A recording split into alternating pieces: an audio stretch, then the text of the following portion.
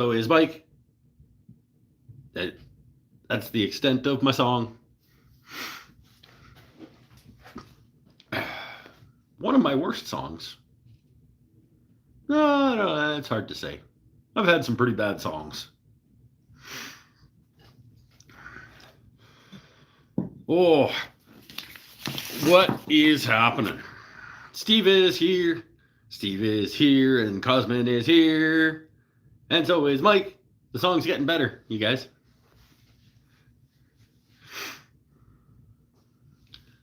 And Cosmin is here and has fish tanks. That's... Oh,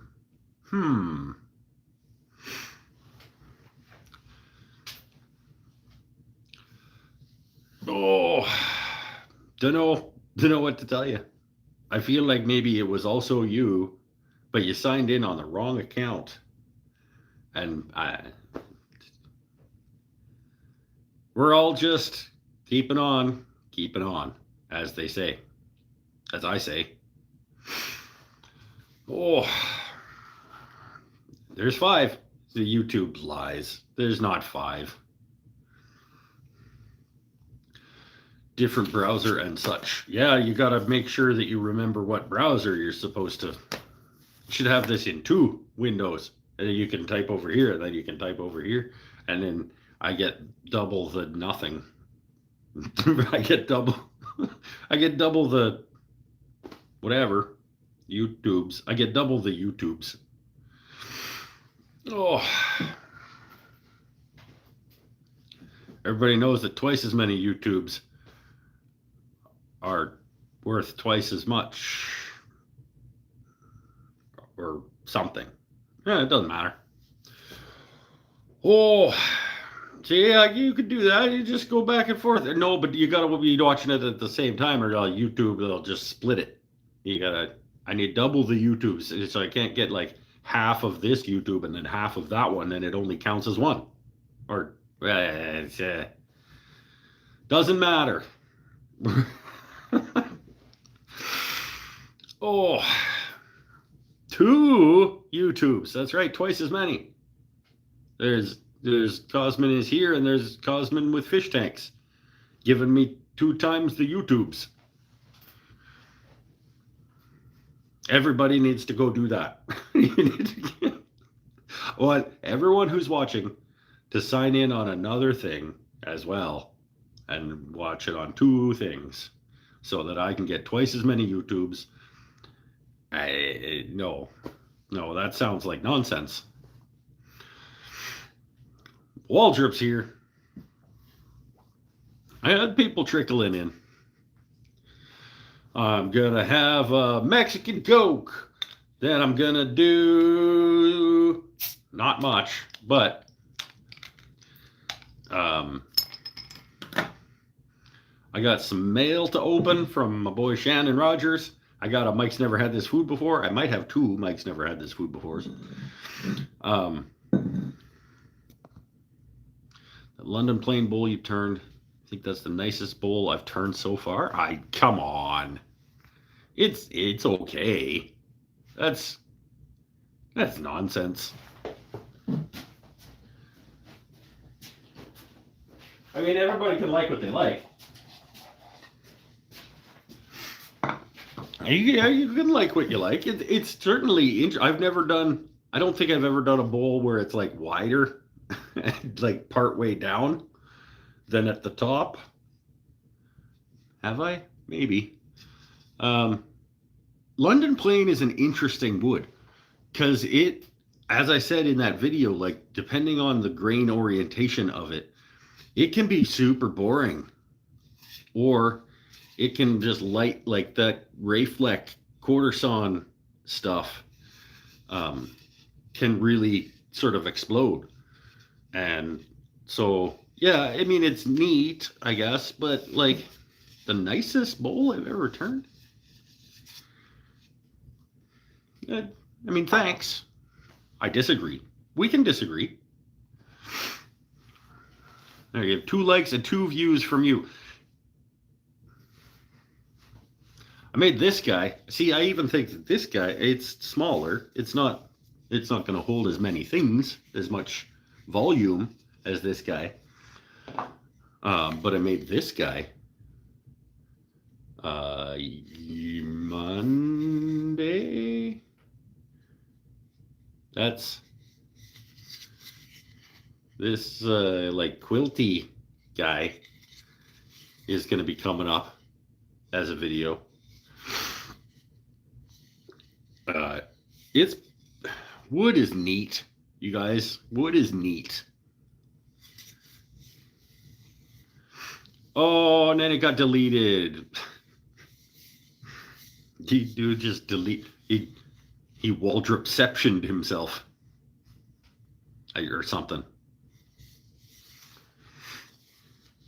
This is fun watching this come to life. Oh, don't block him. Don't block him, then he can never watch again. Or something. He can't talk again. I don't know how it works.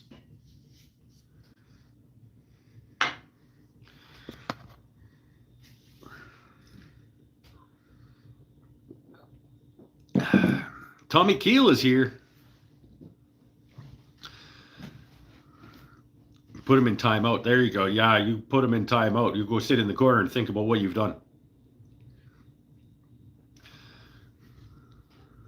How shallow do you dare go in a recess on something like that?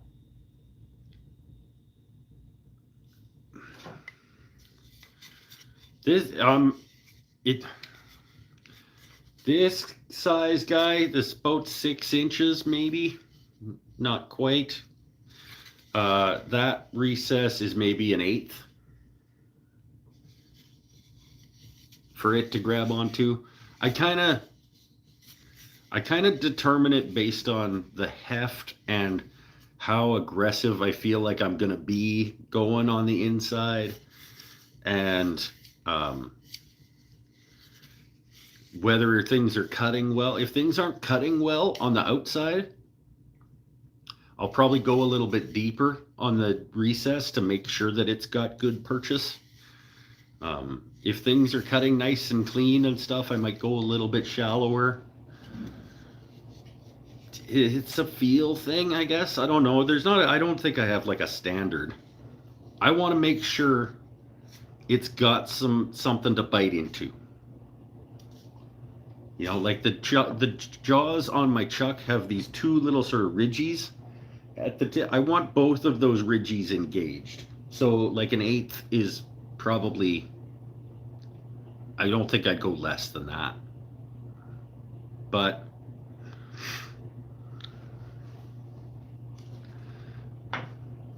I will go more than that if I feel like it needs it. The strength of the wood itself too, like if it feels like it's gonna be more fragile, and then when I'm expanding out into it, it may crack if I don't give it enough, or so, you know, there's factors. Not helpful. I'm hungry. What's for dinner?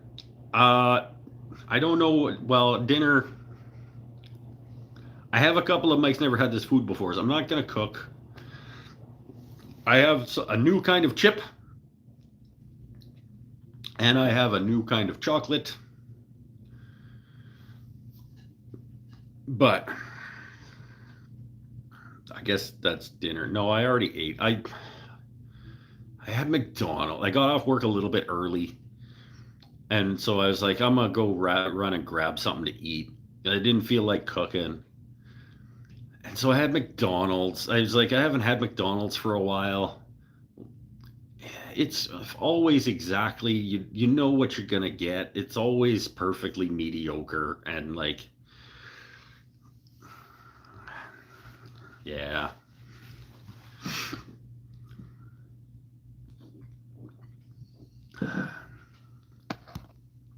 And frozen pizza is fine. Yeah, it's good. Homemade tuna bacon salad sandwich. Yeah, that sounds good. But you're American, so don't you have to call it tuna fish?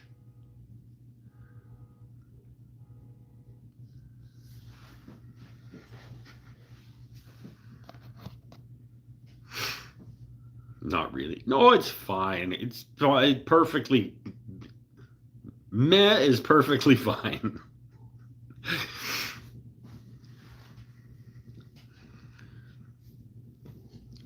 It'd be rather redundant. I know, but don't you guys always call it? I mean, in general, don't Americans call it tuna fish?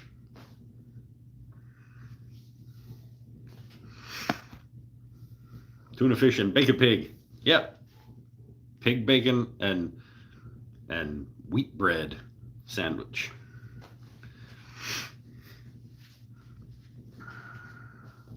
Do you have some peanut butter pretzels? I don't right now have peanut butter pretzels. I need to make a Costco run. But let's start, I guess, with the first Mike's never had this food before, and we'll see if it's worth eating. Dun-dun-dun-dun. No, that's not for this. Okay, picture the sign. Mike's never had this food before. Okay, on today's episode of Mike's never had this food before, it's a chip. And I've never had a chip by this company that wasn't at least better than mediocre. So, I'm trusting them. This is a Sun Chip. Okay, first of all, I go back and forth whether the best Sun Chip is the French onion or the Harvest cheddar. But today I saw purple. The purple Sun Chip is honey barbecue. No, I don't know. We're going to try the honey barbecue Sun Chip.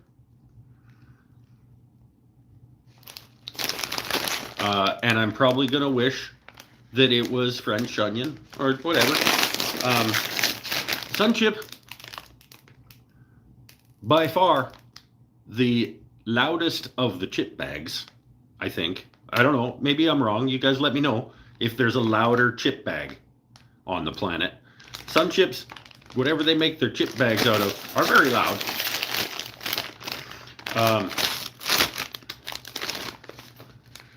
38 grams whole grain. Brighten up your day. That's saying we'll see. Brighten up your day with this tasty combination of honey barbecue flavor layered onto a delicious multigrain chip.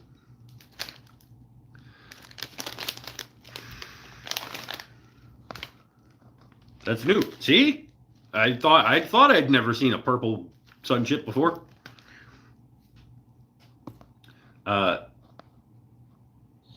Suggestions on how to determine the value of the tooling in my shop after a fight. We'll talk about that. I'm doing a thing about chips. Well, we'll come back to that. Their bags are weird. I know, right? But hey, hold the chips. Okay, honey barbecue.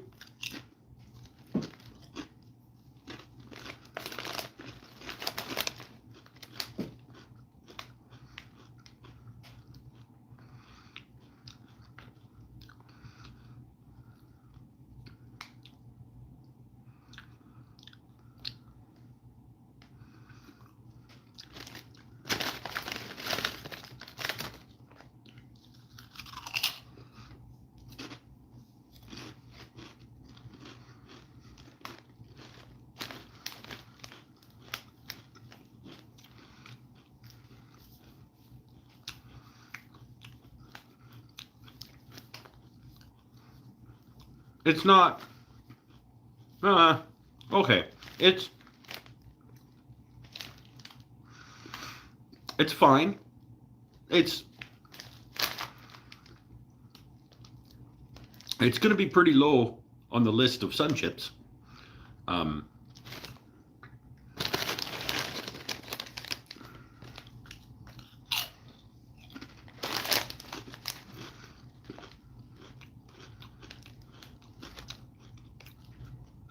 It's a little too honey. Like the sweetness of it is maybe a little too much. It's not bad. It's not like, don't do that. But it's not. I don't think. Is it fair? I don't think I've had a worse sun chip, but that's saying something because they've all been pretty good. It's my least favorite of the sun chips, I think, that I've had. But still okay.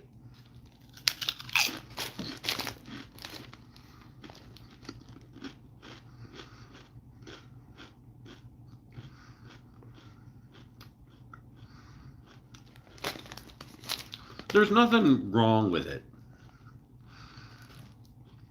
So I can't go. I mean, I'm not. The sweetness is bothering me a little bit. I'm a meh. I'm gonna say meh. I'm gonna say smack dab in the middle of meh. 5.0. It's a perfectly meh. That's really low for a sun chip. The barbecue is a lie. No, there's barbecue there, but barbecue sauce itself has some sweetness too. So, but it's not a sugary sweetness. It's like they're not lying. It tastes like honey barbecue. Maybe I just don't want my chips to taste like honey barbecue. And yet, I purchased a bag of chips that says honey barbecue on it. 5. It's perfectly mediocre for me. If you like a honey barbecue, if you want a honey barbecue flavored chip, and you enjoy sun chips, like, what am I gonna say? I might not finish them. But I might, because they're a perfectly mediocre chip. I was correct in that I wish that they were French onion or harvest cheddar. But won't buy again.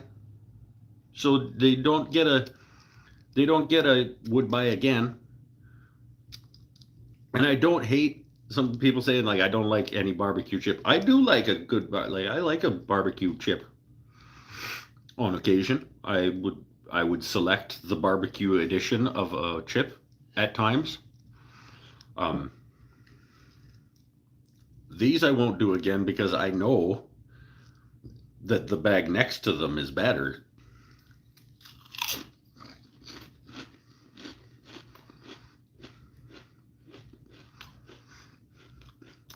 But perfectly okay. 5.0.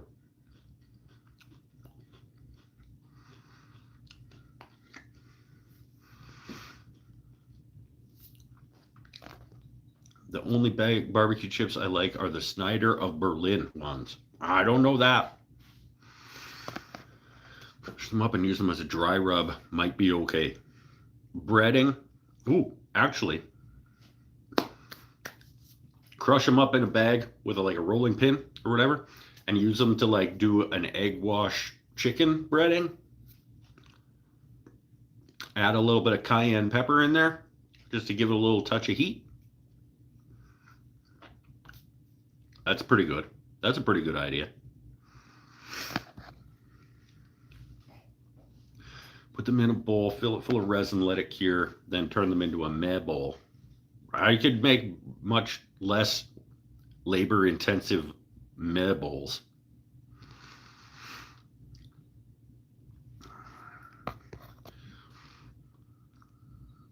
I like the idea of a meh bowl. I've made some. I've made some bowls that I was pretty meh about. It's where honey barbecue belongs on chicken. That's why I was thinking, if you grind it up and use it as the breading on an egg wash chicken, it would probably be pretty okay.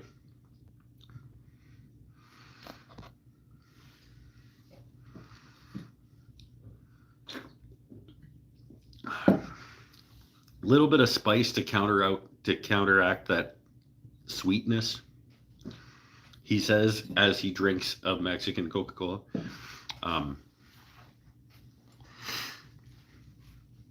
Yeah, that's okay. It's fine. Maybe I'll make them into breadcrumbs. I do like that. That's a decent idea. Oh.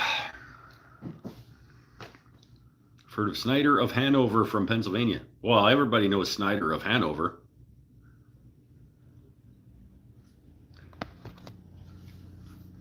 He directed those Batman movies, right? Or whatever. Red rock salt and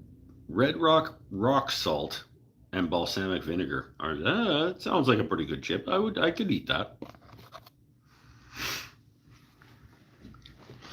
Then you got some. That sounds like an Australian thing because we got the Australians going, "Oh yeah, do that." Yeah. Next box of stuff coming up from Australia better have some red rock salt and balsamic. With some ground beef to make some burgers. Again, I mean, you could use the breadcrumbs for whatever. That is a use for breadcrumbs. I'm going to get let's do the other one so that I don't have to have that flavor in my mouth all night. Let's try the chocolate.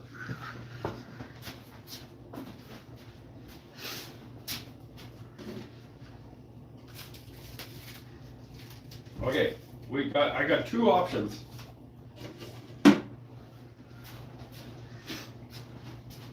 I got two options for the. No, let's address the question I said I was going to come back to. Let me scroll back. How to determine the value of the tooling in my shop after a fire in my shop for insurance. I'm not an insurance adjuster. I would suggest, like, do they want the replacement cost or do they want the value of said item at time of?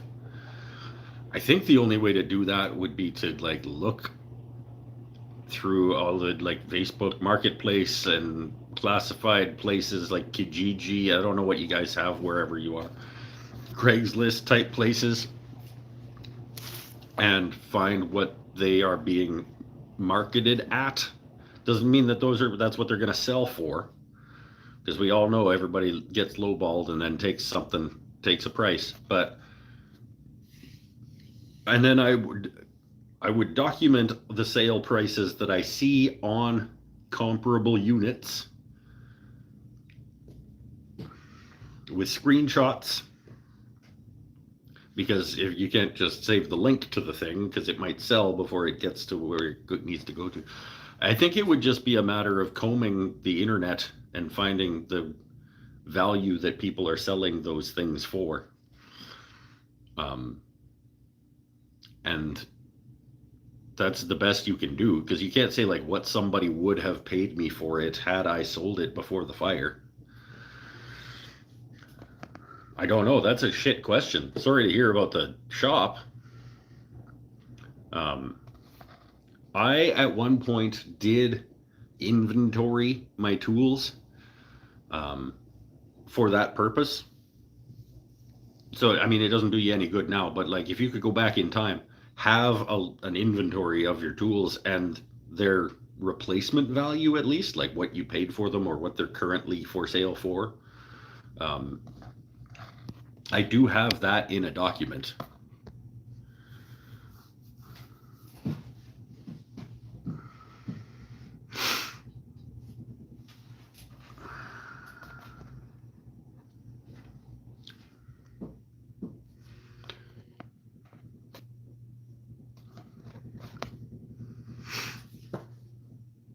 Used equivalent but small market area. Yeah. And you'd be surprised that the value of a used tool in a smaller market area might actually be more than the value of that tool in a large market area, because there are fewer of those tools, and people from that area may be less likely to go to, like if you live in rural Arkansas, the the tool selection is going to be less, so people might have to pay more for tools on the used market or drive to Little Rock, you know.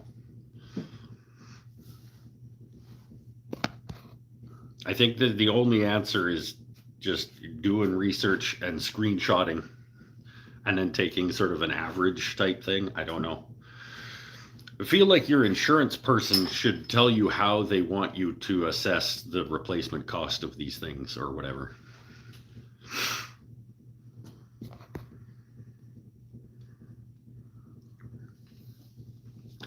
I keep one on mine adjusting value every year as I include them on my taxes. So you're including depreciation and all of that in your taxes every year?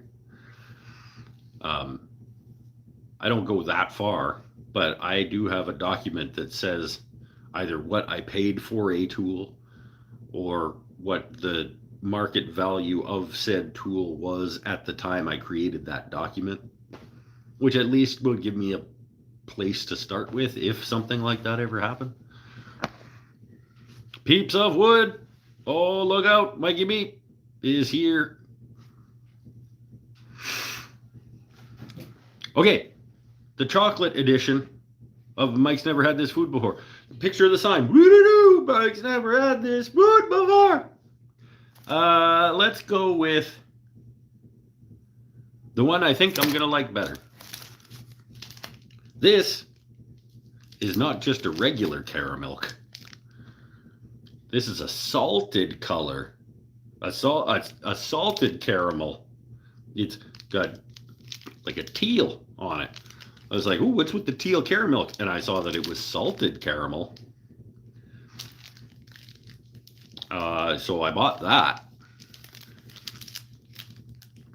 I like a caramel, and I like salt. So this sounds like no-brainer, right? Let's try the salted caramel bar. Cocoa Life is our sustainable cocoa sourcing program. Sustainable, yeah, you're a corporation. You're probably fucking lying to me. Cadbury seems like, in terms of corporations, I feel like they might be okay.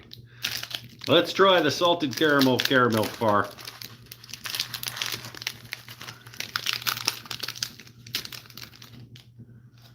Breaks on the line. Points. Not all chocolate bars break on the line where they're supposed to.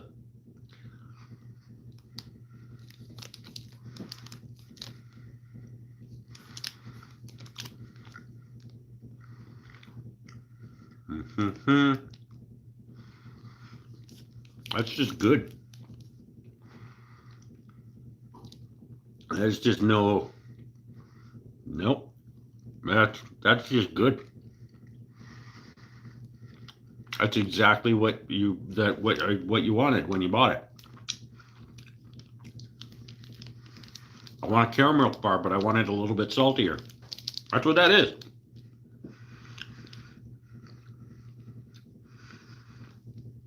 That's going in my belly. That whole chocolate bar is going down, like right now.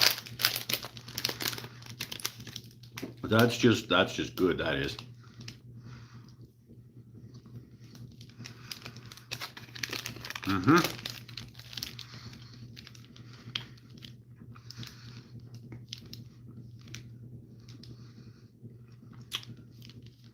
That's a 9.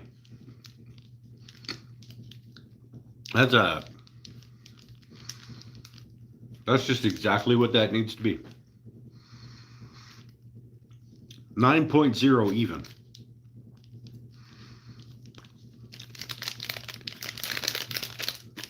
Yep, that's going in. That's all of that is going down.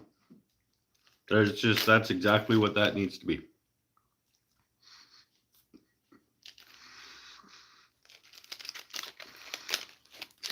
And probably super healthy for you. It is.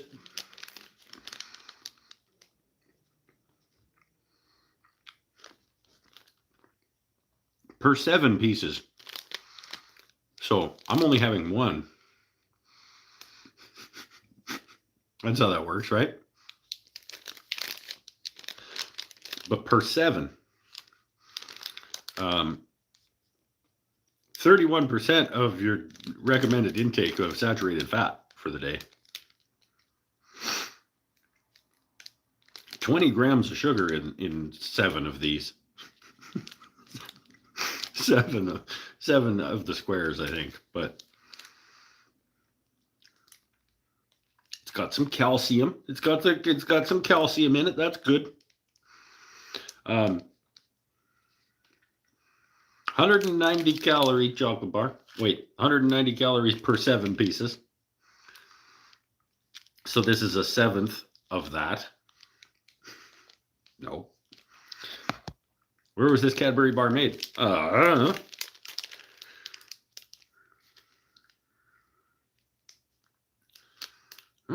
Where does Cadbury make the Canada? It says it was prepared in Canada. So I guess Canada. One serve. I like the little sign on it that tells you that like one serving equals 7 of the little bubbles. Don't tell me what a serving is, Cadbury. I'm going to eat this whole thing. This is what I'm going to do. 9.0. Salted caramel. Cadbury Caramilk.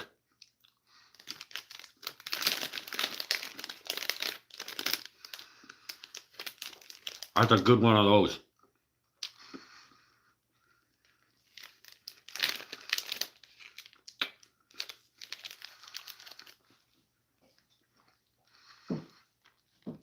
They should sell it in a serving size. 7 cubes.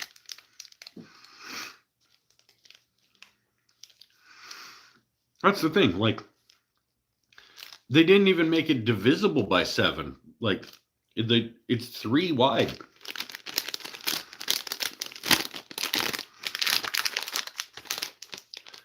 It's 3 wide. So like you can't even like in half isn't even.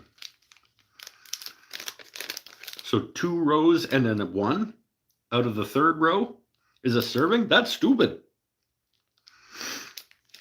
Make it at least like divisible by 3. Maybe it was 7 long. I don't know. I'm not going to be able to count now because I'm down to my last 2 rows.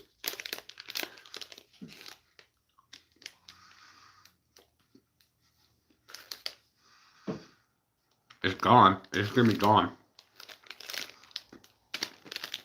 That's my last 3.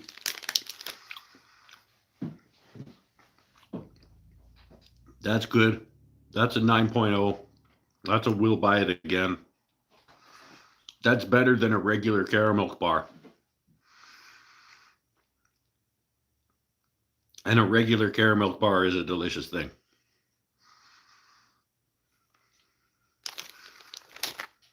Last 3.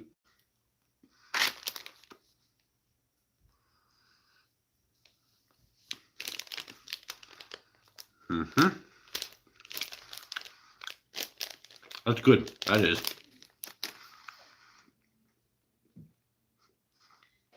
The only reason that I'm glad I only have one of those is because I would immediately open the second one of those if I had another one of those.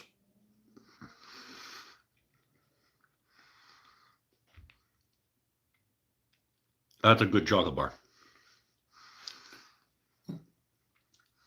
Can we agree Cadbury Easter eggs are gross?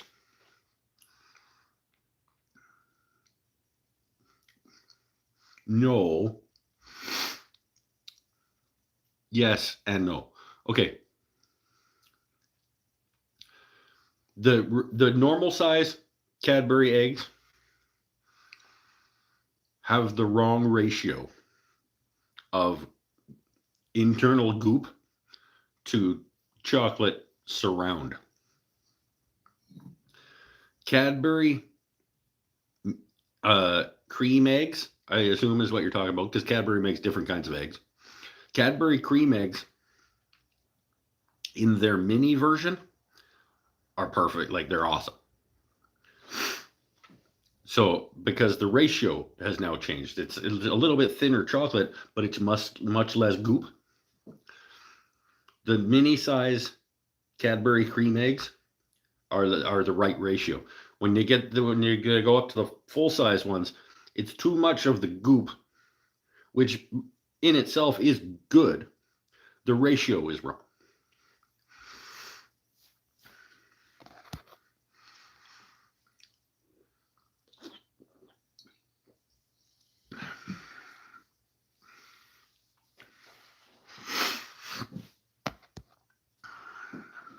Easter eggs are somewhat gross. The mini milk chocolate eggs with the candy shell. Oh yeah, the Cadbury mini eggs, perfect.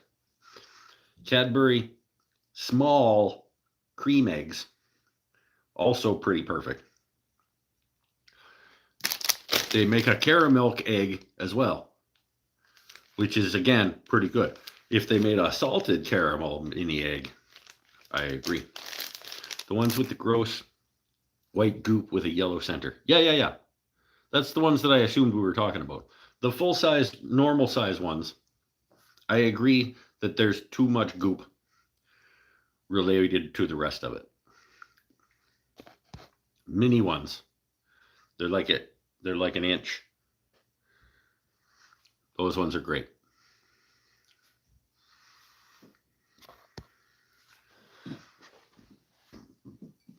The tiny solid chocolate ones are great. The tiny mini egg ones with the cream filling are great too, because it's the right amount of the goop.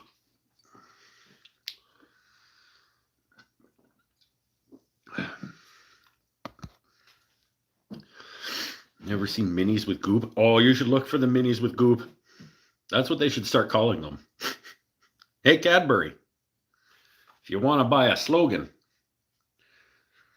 minis with goop, the right ratio of goo.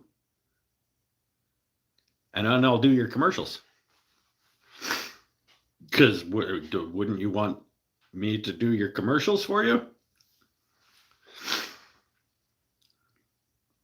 Caramel egg is okay. A mini would be better proportioned. Yes. Kind of like the various Reese peanut butter cups. Yes. Agreed. Certain Reese peanut butter cups ratios are wrong.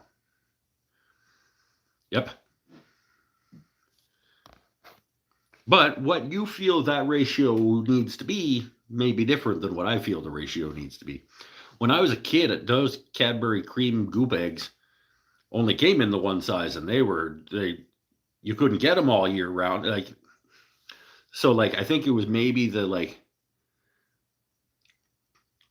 periodic nature of them that made them better. Like you could only get them for like a month, and they're sweeter than they need to be. So as a kid,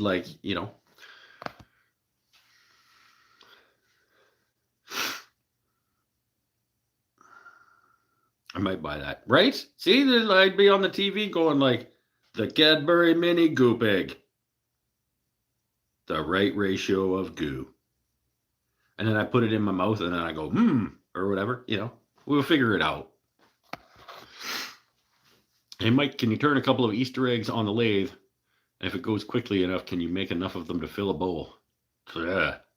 I'm going to go no. I'm going to say, theoretically, I could do that. I don't like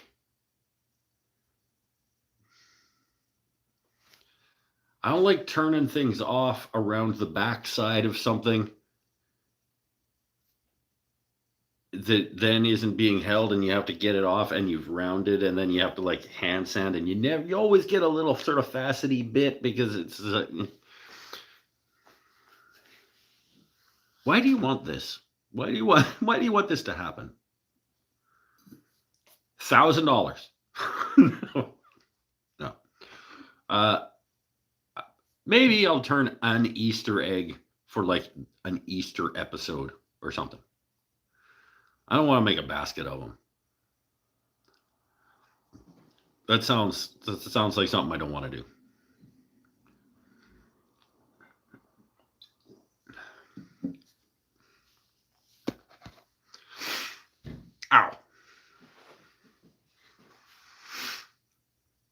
Taco night. Oh, nice.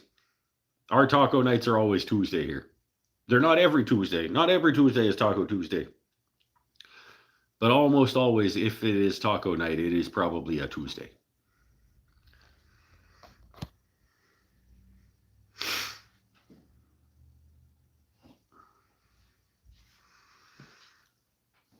Special holiday items really are better. Back when they actually did that, they were like, hey, people really like those. Let's just make them all year round. And now they're not as cool.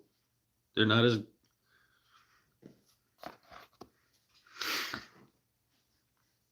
All my scrap becomes Easter eggs, even if they're sparrow-sized egg. Nah. That doesn't sound like something I want to be doing.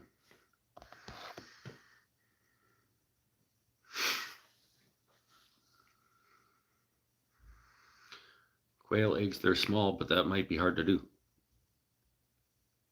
It's just when you get around the back, when whatever you're turning loses support because you're parting it off on the back edge, you end up getting a little nubbin, and then you got to try and like sand that, and you always end up getting these little sort of facets and stuff unless you have a really good way to sand like a round thing. It always looks a little bit, if you're looking close. Do 3 of them, dye them different colors with your wood dyes, and put them in a small bowl with wood shavings to look like a nest. This is a thing that I could do. That is a thing I could do.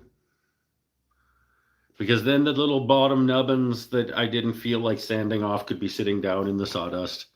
And it would make a nice picture for the Instagram. And oh, yeah, maybe.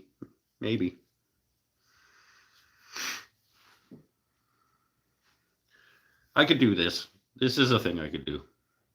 I do them out of 3 different kinds of wood, and then I dye those 3 different kinds of wood, 3 different colors. No, let's just not do it with dye. Let's do 3 different kinds of wood eggs in a bowl with the shavings from the turning of those eggs. Okay. Who is this dude popping up in my feed? Get out of bed, you lazy piece of shit. Finally, Jax decided to get up and turn on the show. Last time we talked about it, he's like, dude, but it's like 6 a.m. here when you... And I'm like, well...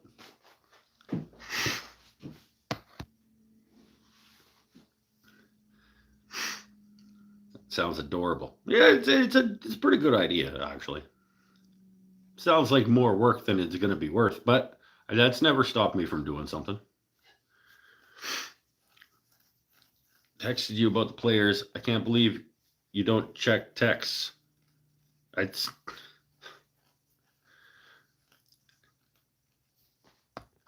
try not to look at my phone. The more time I look at my phone, the more time I spend looking at my phone, the sadder I am. It's just there's a direct correlation between the amount of time I look at my phone and my happiness quotient.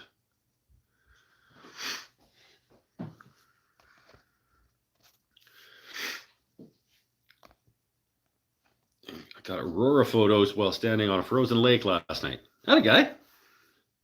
Place the sandpaper on your thigh and sand the nubs on that. That sounds dirty.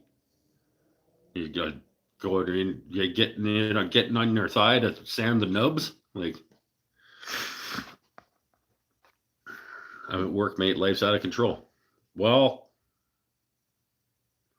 I got nothing. Why are you at work? Isn't it supposed to be 6 o'clock in the morning or some nonsense there? You tell work to fuck right off. Like, you got shit. You're supposed to be watching your friend on the internet right now, work. Don't they know that you have more important things to do?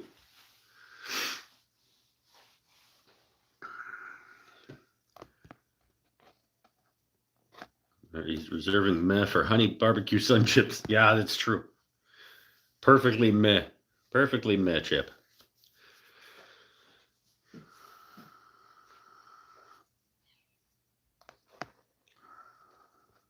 Say no to phone time. They're not, I mean, they're not inherently evil, but the more time I look at it, the less happy I am with life. And there may be there it may be this is the thing. Might not be a causation thing. I may be looking at my phone more often because of the unhappiness that I'm feeling. Or I mean, and then probably both things are true.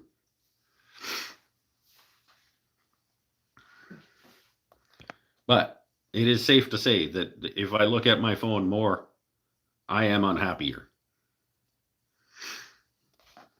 Whether or not which direction that's going, who can say? But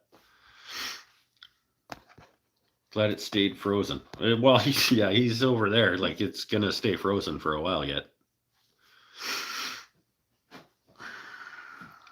2 to 3 feet thick. Yeah, you could drive on it now still. Like it'll be good for a bit. When I was growing up, they probably still do. But when I was growing up out in the prairies, they would have. You guys probably know this. There other places probably do this too. They go and they park a car or a truck, like an old pickup truck or something, out on the ice on the pond, and then there's like people bet on like the date that it goes through, and then they haul it out, and it's like a gambling thing. Is this a thing anywhere else? They'll like it's probably like on a board at the curling rink or something, and maybe it's like a small town Canada thing. I don't know, but like all the small towns across the prairies, they go park like somebody's old Chevy pickup truck that is just garbage. They'll haul it out onto the pond or on a lake or whatever, and then they bet you give $10 or whatever. It's like a raffle type thing, and you go like, I think it's gonna be April 27th, and you put your name on April 27th, and then whoever's right gets the money.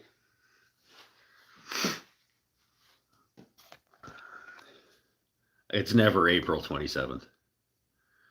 Well, maybe some years now it might be. Been working every day for a long time at this point. Just you tell them to fuck off. You need Jack's time, okay?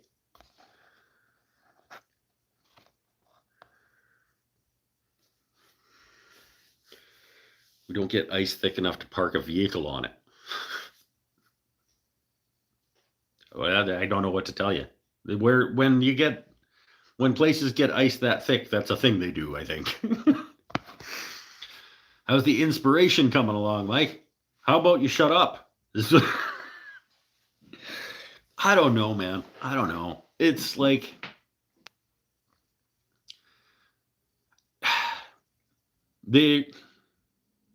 when every time in my life that I've gone through some kind of like lull and funk in terms of whatever I was passionate about, there was always something else that I was also passionate about that I could go to do instead.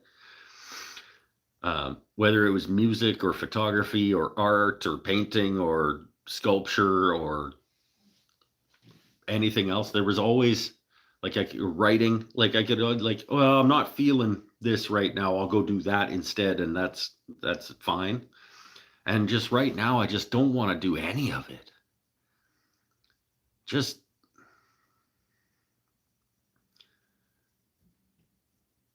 I just don't feel like doing any of it.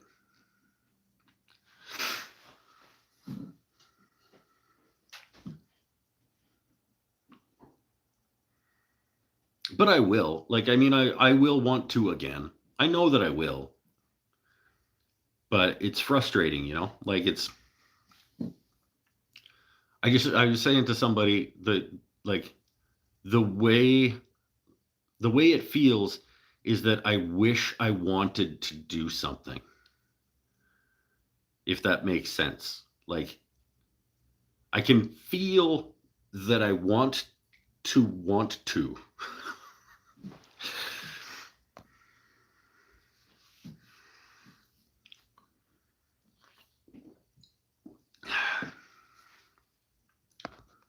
I never understood curling. You chunk a rock on ice and people sweep the path in front of it. Fuck, go give it a try, my friend. Go give it a try and let me know.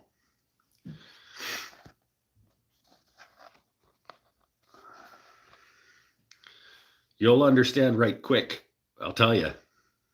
It's like people that don't understand golf. Well, go give it a try. Let me know. Like, oh, you hit the ball and it goes over there. You hit it again, and then eventually you get it in the little hole thing, right? Go do.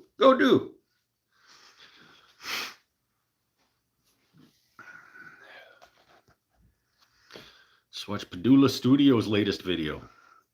Is that the one where he talked about design with all the different furniture maker guys? Or has he done one since then? That was a good one. It was like an hour long. It was fantastic.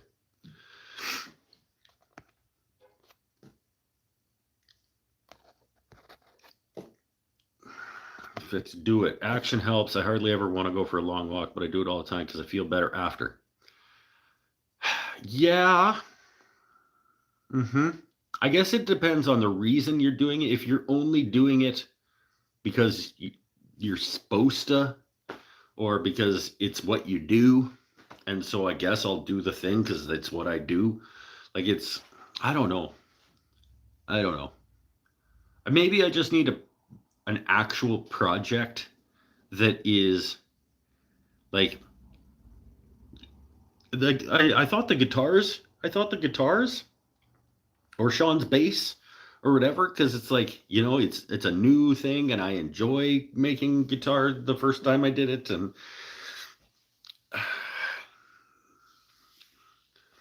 they're not doing it. Turning isn't really doing it. I'm trying. I'm spinning all the time. I did this on Monday. And this is one of the most beautiful pieces of wood that has ever come off that lathe. And I'm still like, it's like, yeah, it's a fucking bowl, like, I don't know.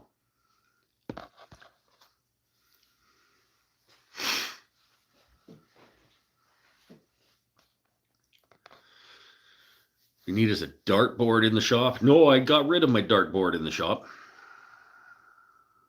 I had a dartboard in my shop for years.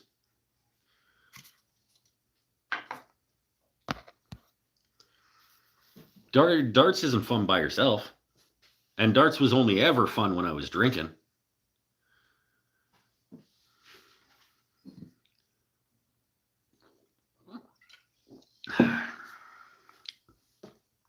I'm a month away from 12. Theoretically, if I make it. Well, a month and a week. So, coming up on a year without any alcohol, and where's my damn happiness?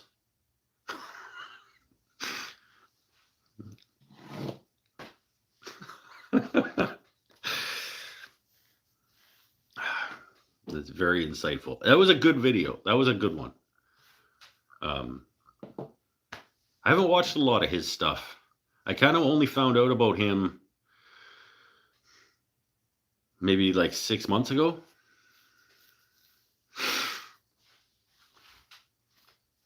And I don't watch a ton of YouTube, but that one was good. We'll be here to celebrate that. Yeah, I hope I'm here to celebrate that. A friend of mine has requested I make an urn for his mom. Oh, oof.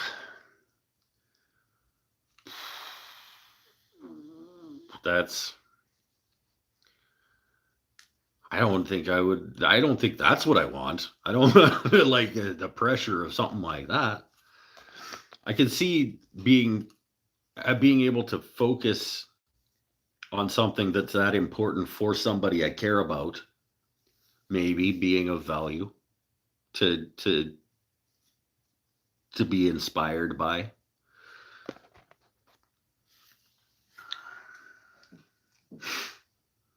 Do something a little out there to try and spike the creativity. I have an idea for a cabinet. The Hylian cabinet, the Hyrulean cabinet might be the project. It might be the one that I need. Because there's a couple of new things that I've either never done before or have done very little of. and I think it'll just be rad.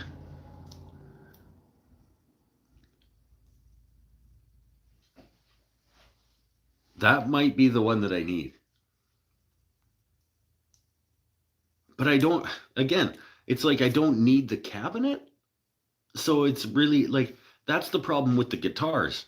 It's like making guitars is fun, but I don't fucking need any more guitars. And they're not going to be good enough to sell them. So it's like, what? Well, like, why?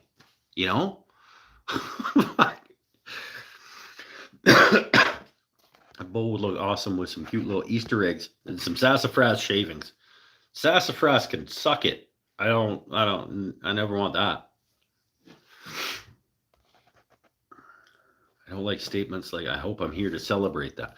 I meant it in terms of, like, I hope I make it to a year.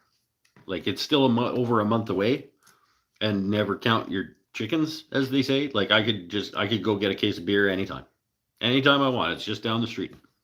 I don't foresee it happening, but who knows? Like, I didn't see it happening last time either. I was 8.5 months or whatever. Honestly, I kind of did, though. It was election night, and so I think I knew. I think I knew.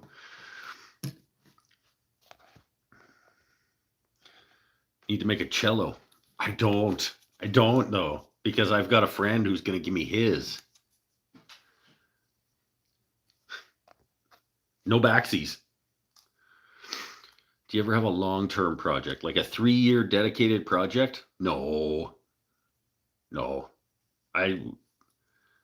Once I get more than like a month into something, I don't care about it anymore.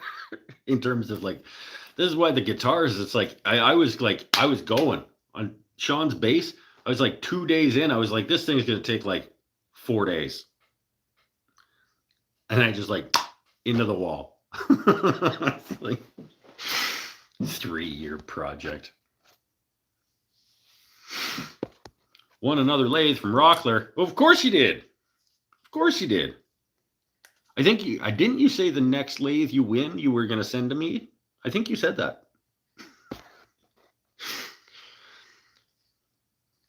You need to make more guitars so that you can get to where you can sell them. Yeah, but I have to want to. Sean? Can never have enough guitars, sir. You can have enough mediocre guitars. Right, let's be honest. There's only so many mediocre guitars that you need. And that's what I make. I make perfectly meh guitars. Tough spot to be in. I hope you find a key to get out of it soon. Me too.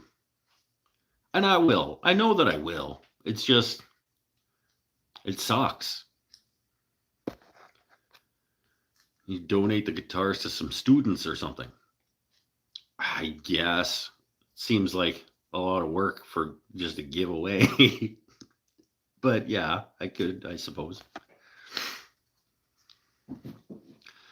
Screw that, dude. Put those guitars up for sale and sell them. Somebody will love them, even if they're just playable wall hangers. There's no sense piling them up in your house, taking up space. Yeah, I mean, it's a good point. But I think I would rather sell the like Squire and the shit, like the mass-produced mediocre guitars that I have on the rack in my house. I would sell those ones for like $100 each before I would sell something that I made for an amount that I would be happy selling it for and the person would be happy buying it for. You know what I mean? Like I could make a guitar that I put 30 or 40 hours of work into and sell it for a couple $100, and then they're happy to have a handmade guitar for a couple $100, and I'm pissed off that I had to sell it for a couple $100. Like, I don't know. I'll replace all the mediocre guitars that I haven't made with ones that I have. And then by the time I have them all replaced with ones that I've made, then maybe I'll be good enough at doing it to sell them. I don't know.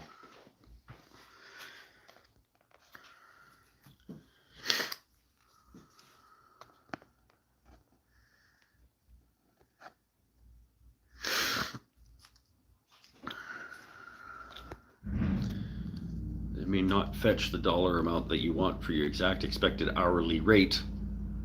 Yeah, but it's better than not getting anything for them. I don't know that it is, honestly. I think even if it's not what I want to get paid per hour, I think it would make me never build another guitar. I think I would rather not sell it.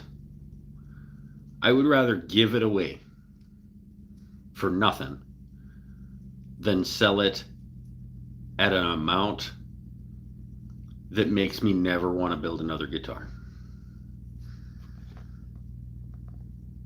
You know? I don't know. Maybe that's just me, but like, I'd rather give it to a friend for nothing than sell it for $200.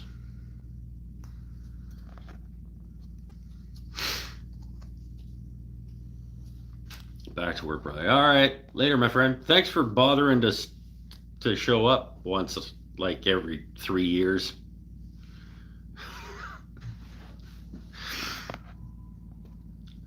Actually thinking about retiring from the guitar business. Well, that's what happens when you churn out the same fucking thing like over and over and over and over and over again. I'm just kidding.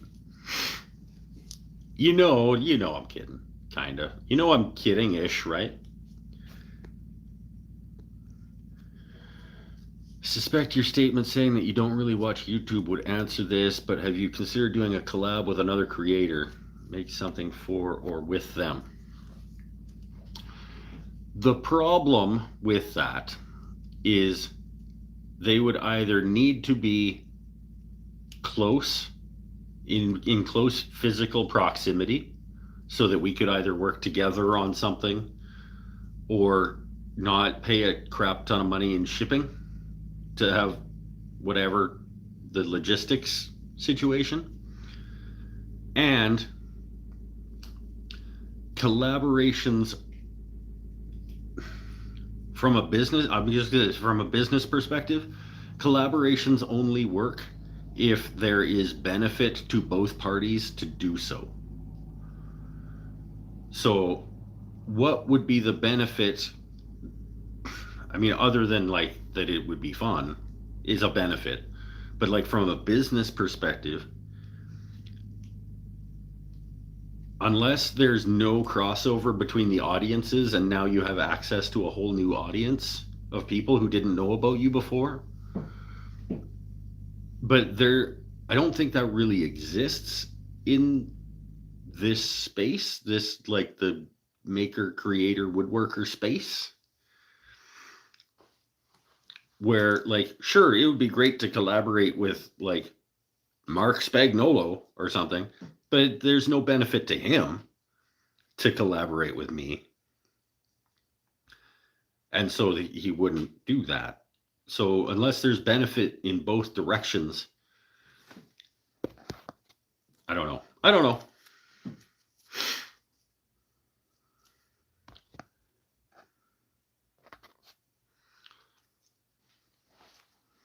Still trying to sell the GGBO guitar. Yeah, see, Paul's still trying to sell a guitar for not enough money, and nobody's buying it. So, I mean, if Paul is still trying to sell a handmade electric guitar for barely more than it cost him to make it, like, what chance do I have to do that?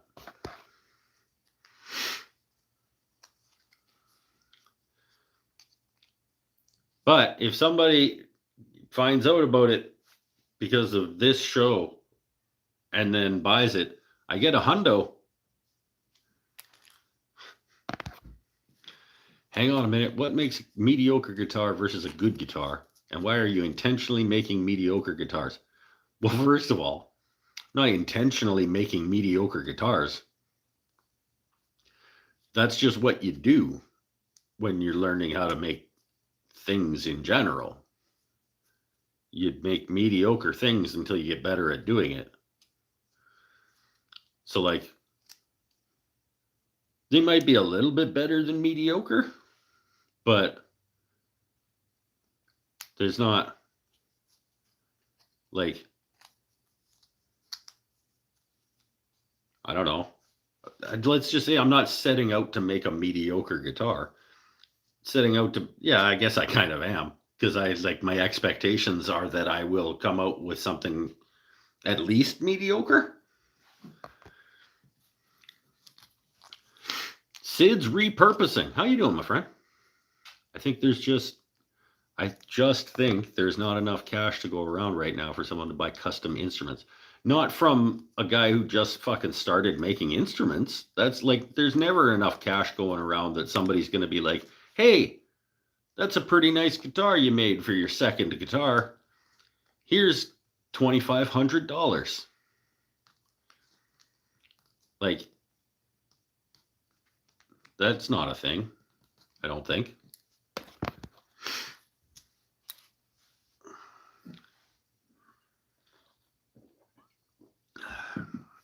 Like, only an idiot would say, I'll tell you what,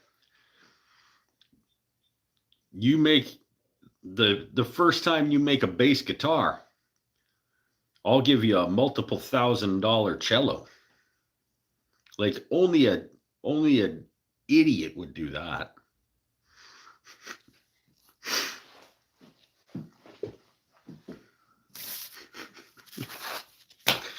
Mail call.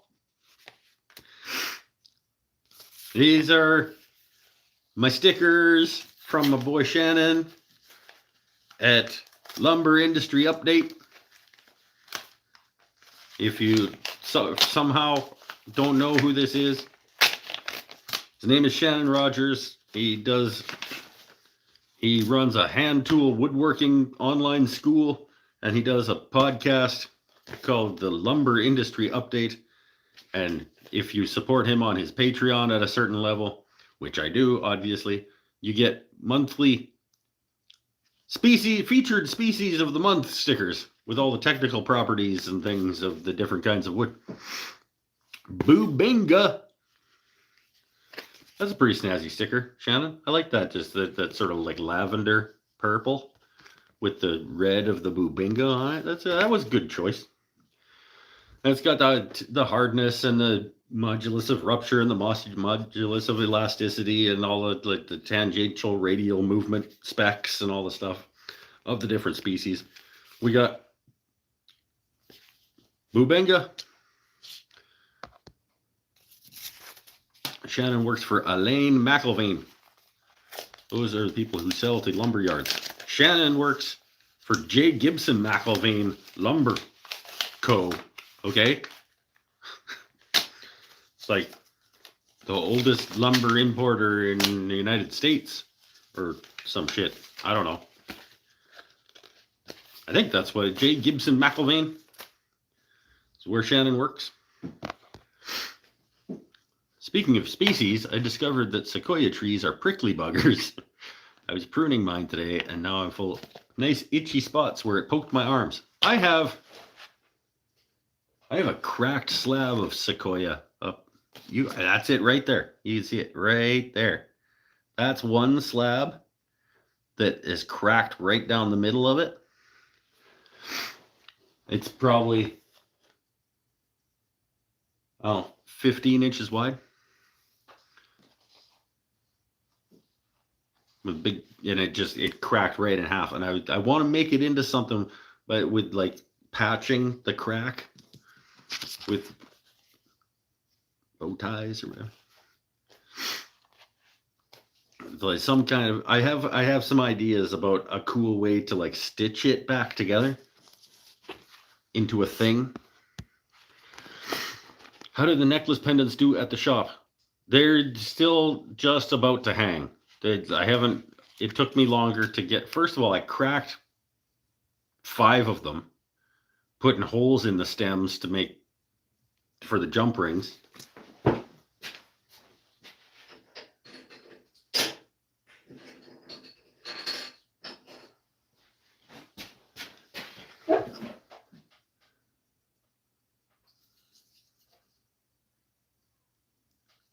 Five out of the 20 that I made.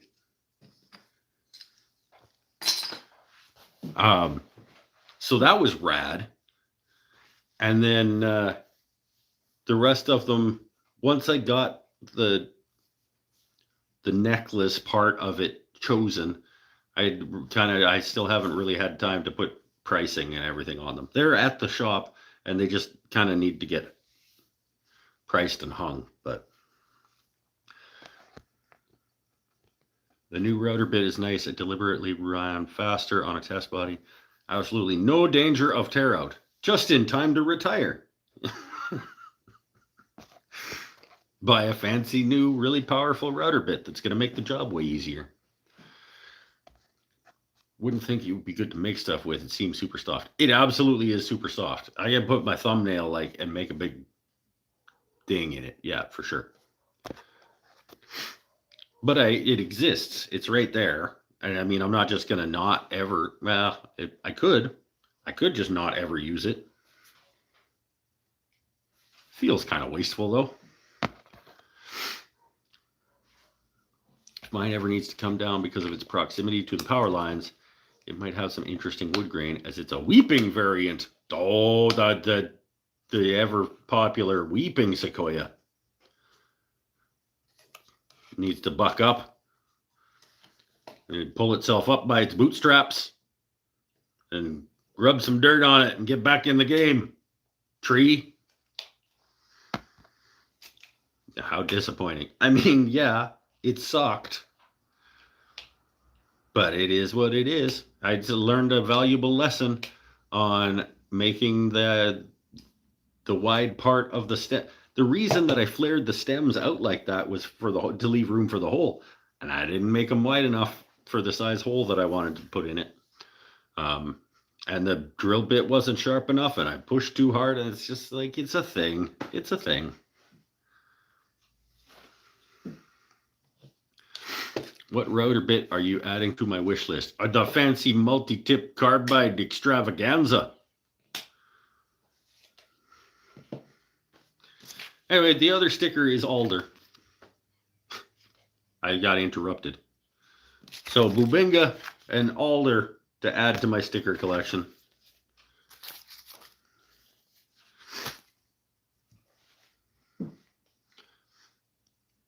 Thanks, Shannon. I got a big ass piece of Bubinga up there too, actually.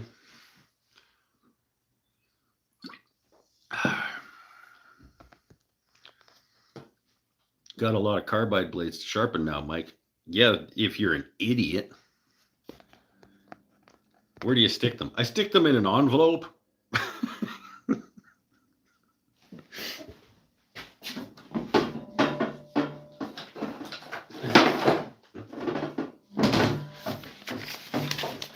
I stick them in this envelope.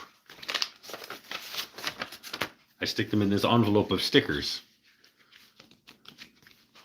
I have a lot of these. Because I don't know where I want to stick them. Because the thing that I don't like about stickers is that they are single use. And once you stick them, in general, you don't get to stick them again. Like you can't really change your mind about where you want to stick them. But like I've got a pretty good pack of these. And they're also not small. Like that's what, 3 by 6 or so times 30. I don't know.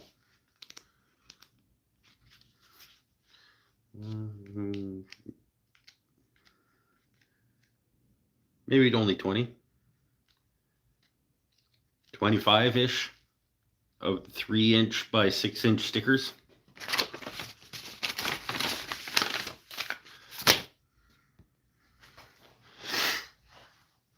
Looks like extra large trading cards. Basically, that's what they are. They've got statistics on them. Like they got all the from the rookie season, from Bubinga's rookie season. It had a technical property of,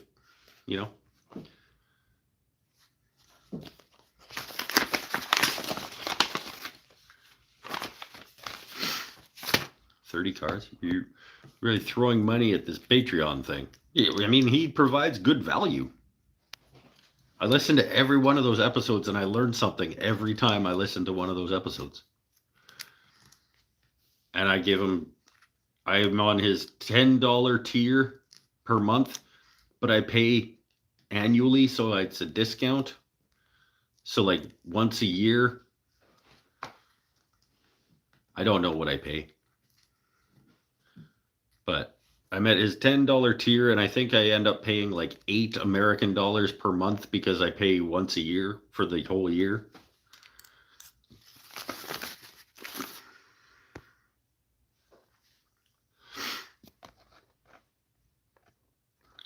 I have my microwave covered in banana stickers. I know, I saw that when I was at your apartment. There were some pineapple ones on there too, if I remember correctly. You need a bigger envelope, like banker's bag size. I hate stickers for that. Especially, yeah.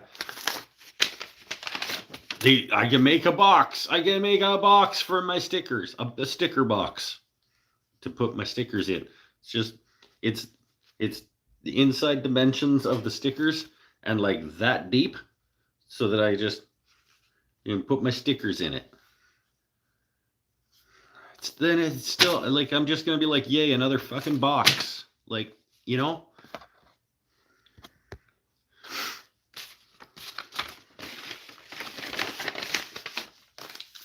another box, another bowl, another cabinet, another guitar. Like, I don't know.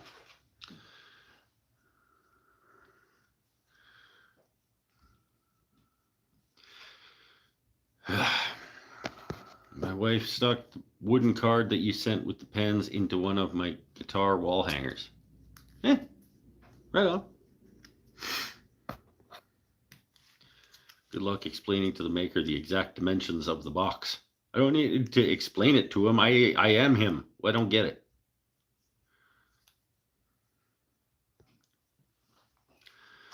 Get a binder with some of those clear plastic insert sleeves. Then put that binder in a box. Yeah, but the little insert sleeves only work if they are made to fit the thing. Like they make sports card binder sleeves and they all fit nice. I don't think they make a this size.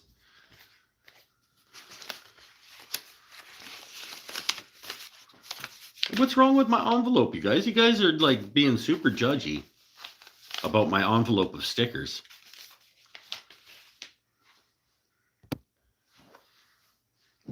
I don't make fun of your envelope of stickers. You guys probably don't even have an envelope of stickers. So that makes me better than you. Or something. I don't know. Don't talk to me about buying envelopes of stickers when you don't even have one.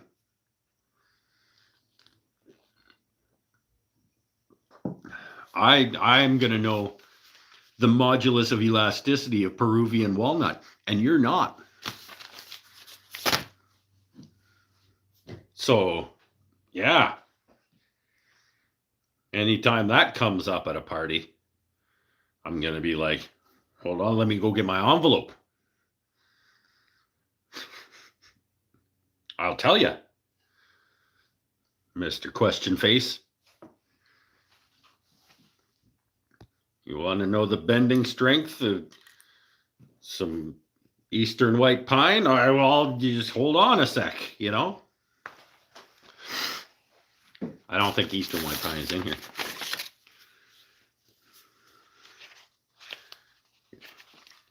Persimmon? You ever want to know the technical properties of some persimmon? I got you.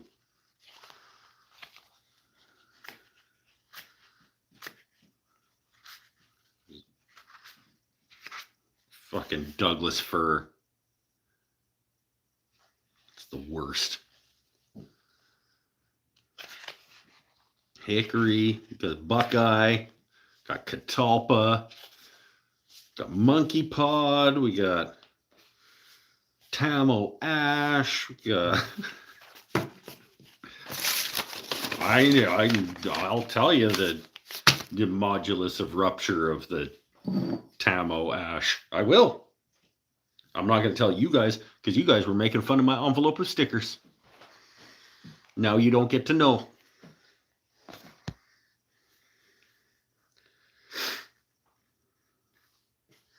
It's not in there yet. It's a good point. It's a good point. If you could only ever work with Douglas fir or white pine for the rest of your days, what would you pick? I would pick knitting. I would go to cross stitch or something. No, I wouldn't. I would pick pine probably. That's not an even. Yeah, pine over Douglas fir every day. If I could only use one of those things, pine. Douglas fir would be if I could. If you can replace pine with almost any other wood, and it's gonna be the answer. Douglas fir is just the worst.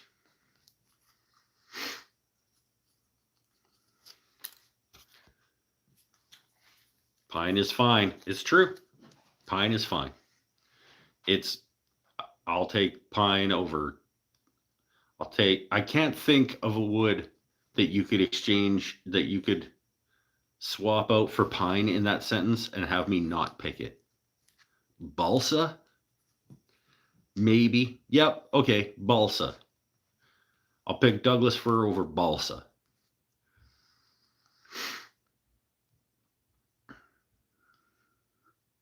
I'll pick Douglas fir over.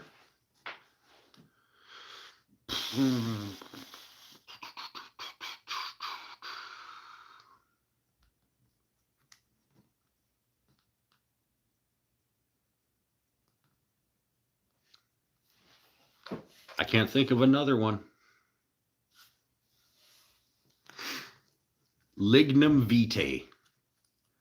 I'll pick Douglas fir. If you say you can use either Lignum vitae or Douglas fir exclusively for the rest of your life, I guess I'll pick Douglas fir.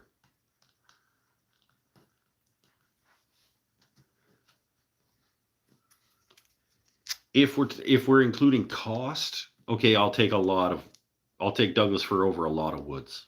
If it was if I had to pay like market value prices, like you say, okay, you can only ever work with Kingwood or Douglas fir. Obviously, I'm going to take Douglas fir because I'm not going to be able to make anything. If like I can't afford to be buying 100 board feet of Kingwood to make a cabinet. Balsa is a hardwood, unlike pine. It's true. I mean, you have to put those two words together for that to be accurate, but yes. It's not a hardwood.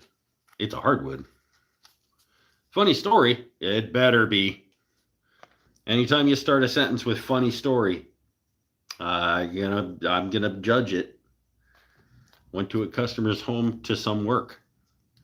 Well, you fucked it up already. I went to a customer's home to some work. His name was Doug Pine. Oh, he sucks. When I got there, he was wearing coveralls. On them was stitched, "Feeling fine, Pine." Yeah, that's all right. That was an okay story. Would suck, Doug, but yeah. If his name was Doug Fir, I'd be like, oh, you're the worst. As long as it's not a giant pine tree that falls into your yard from across the street, blowing the transformer, causing a fire on your tiny lawn, and knocking out power to everyone. That's oddly specific. I mean, I feel like maybe that happened. Doesn't that sound like as long as it's not this and it's super specific, I feel like maybe that happened.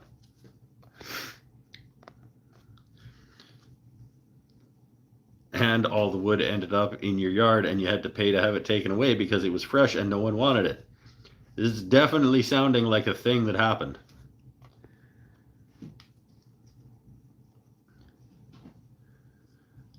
My son had a huge oak tree split in his yard last week.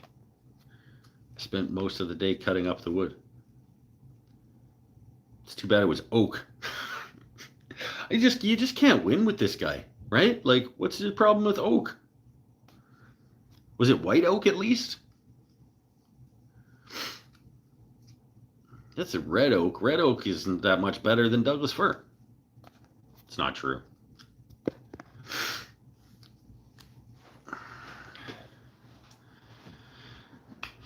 He was feeling fine, all right. He was drunk. Yeah, drunk is fun. Why is Douglas fir the worst? Just not good for woodworking. Makes a nice Christmas tree, though. I'll tell you. I'll tell you why Douglas fir is the worst. And I will explain it in pictures. Not in pictures. I'll show you.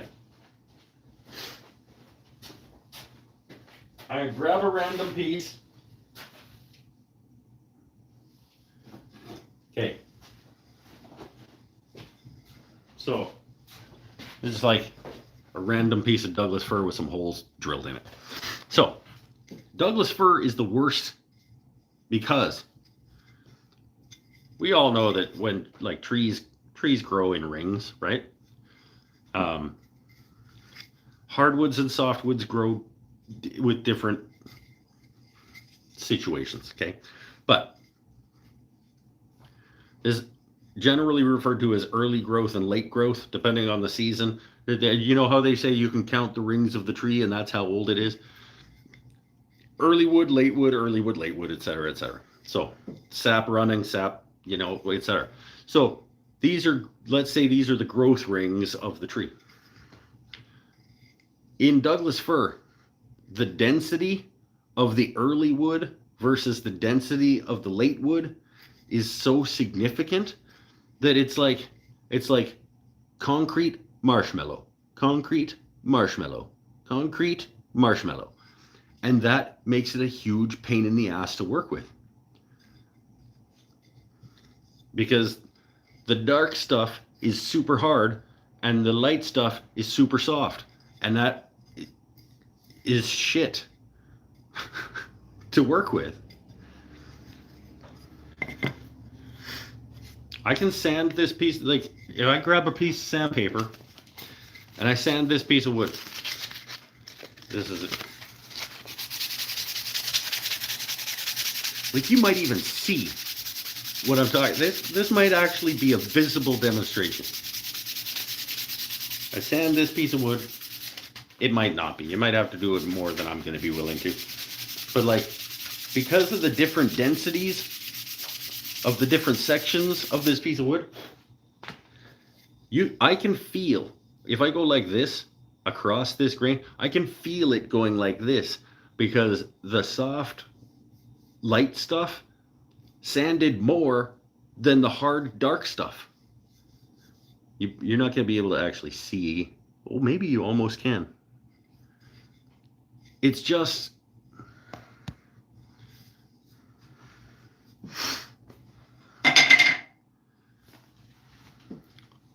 Chris Pinnell is checking in on a beach. He swam up to the pool and grabbed his phone for a second, and he swam up to the bar and he ordered his drink, and while the bartender's making it, he checked his phone.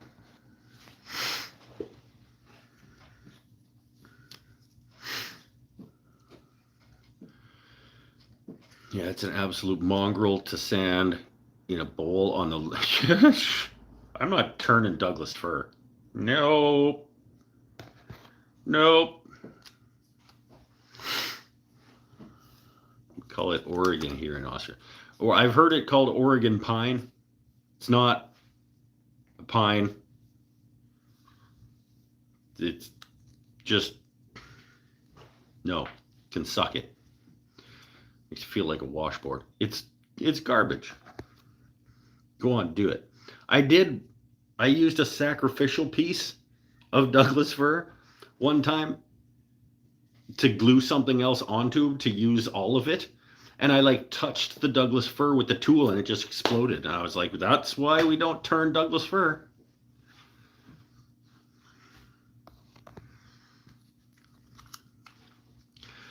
We don't call it Oregon pine, just Oregon.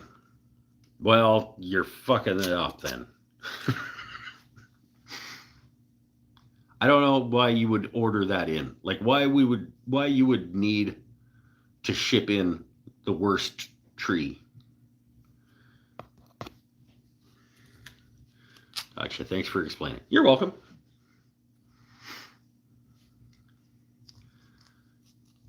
Didn't you have that in one of your videos? Yes, I did. It was maybe the snowman box.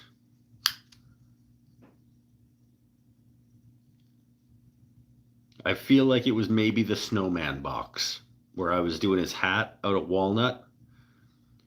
And I stacked up the walnut, but I didn't think I would have enough depth. And so I think so.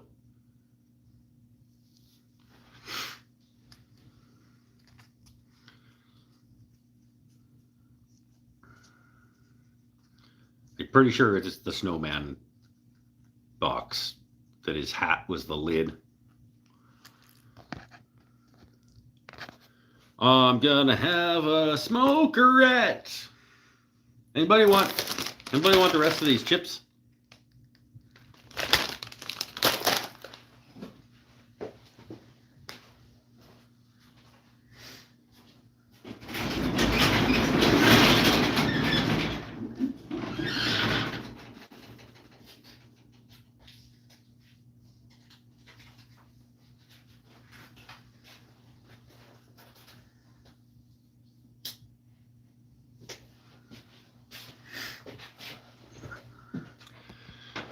The worst part is that I have so much of it that I have to use it for stuff. Like all of my cabinets in this shop are going to end up being Douglas fir and red oak plywood and walnut, just so that it all matches, because I'm an idiot and I started that and now I got to make everything all matchy.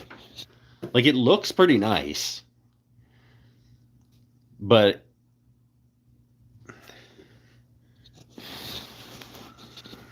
it's not fun. Heading to bed, pretty tired. All right, later, Paul.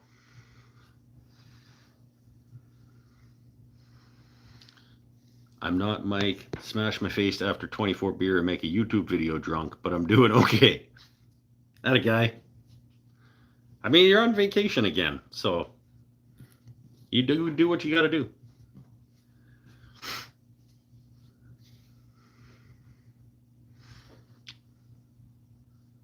I don't know. He just sent me a picture of the ocean wherever he is, and I was like, "Oh, okay. So you picked Dartmouth this year or this vacation?" He goes on like 6 vacations a year, so I don't know. Pretty sure that this one is Dartmouth.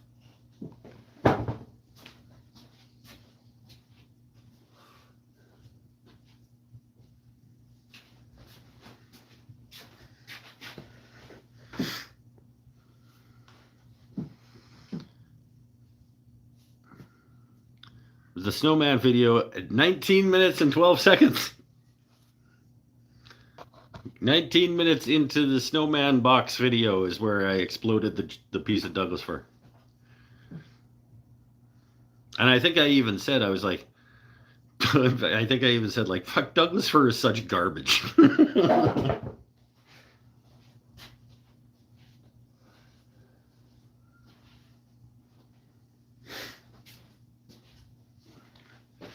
I made a Douglas fir pen one time that was okay, but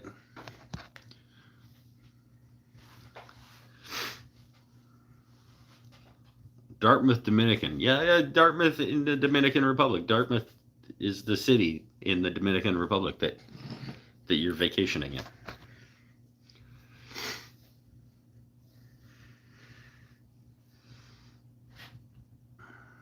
I remember getting jump scared at the explosion and then snorting it. Yeah.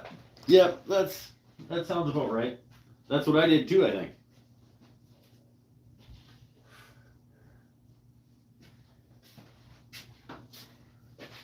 Because it just blew up. I mean, it didn't lose the piece, but it just like,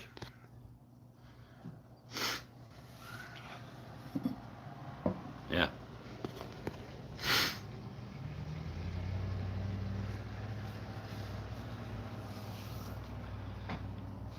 And unfortunately I have so much of it that, because it's like it's not free, but it's a negligible cost.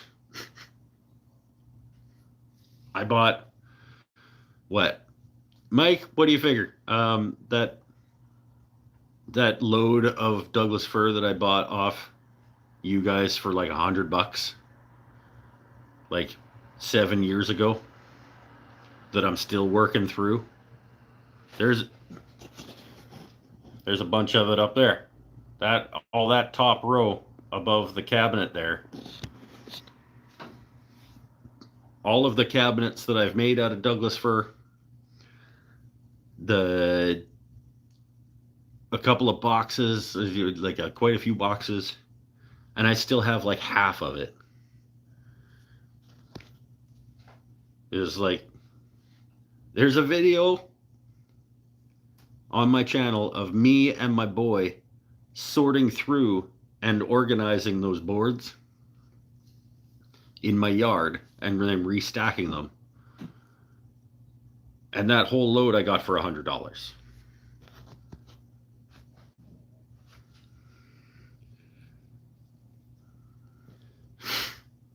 I'm heading out as well. Night, Mike, and all. This is my first time in. Yeah, welcome back anytime. I feel like the difference in texture you were talking about with the sanding could be a really cool effect on buttons. If not for the fact that making the buttons, yeah, well, first of all, you'd have to be able to make the button without it exploding.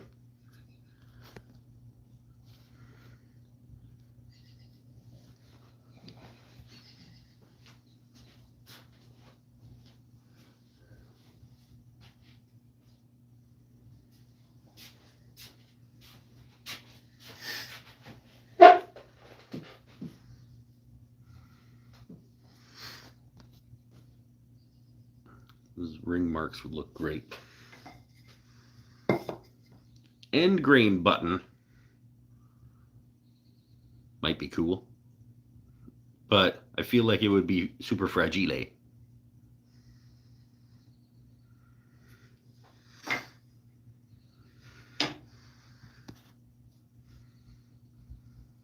Yeah, that wouldn't be good. It would be a decorative button.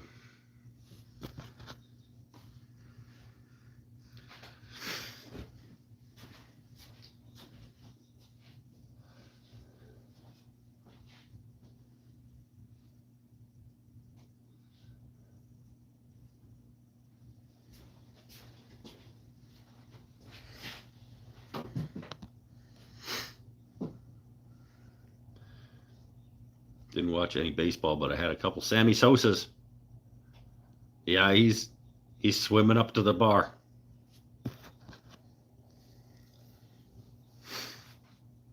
Too much sand. I don't like sand vacations. I don't want to go to the beach. I don't. If you're ever wondering, I wonder if Mike wants to go to the beach. No.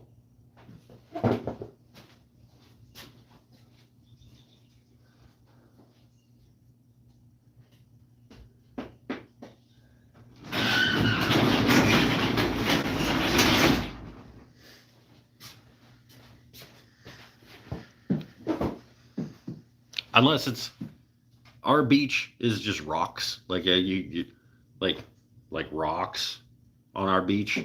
I'll go to our beach because I don't get fucking sand in all my shoes and all my clothes, and I don't. Got to head out. Been subbed for a couple years, and for some reason you dropped off my notifications.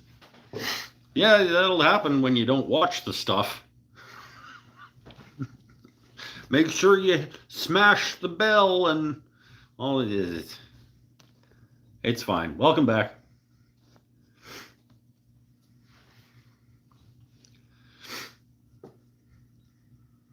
Beach isn't really my thing either. I sit under a shade chair and read, and kids and wife go play.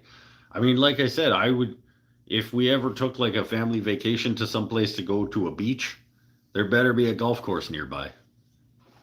Because I'll be over there. You guys go do beach. I'll go to the golf course.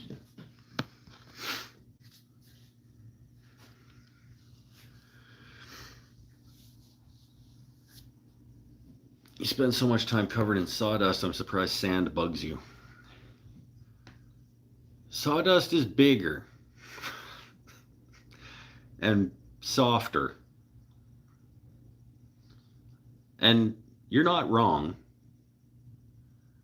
but I don't know.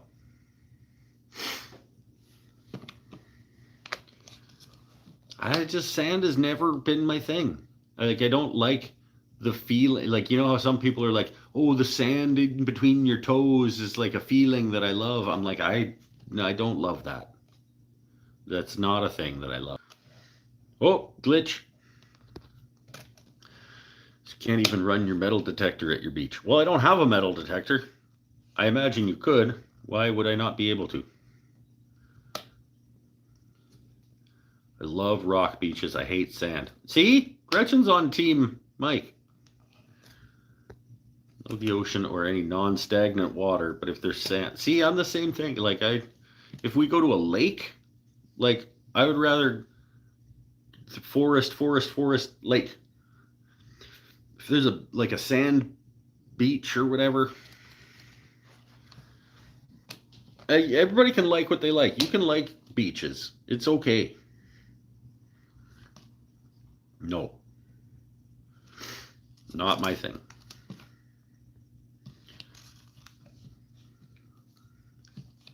We'll never forget the summer I went to the Outer Banks and was sitting in the sand and got wave hit, and the sand crabs got into my suit. Well, yeah, I mean, obviously, they're hitting on you.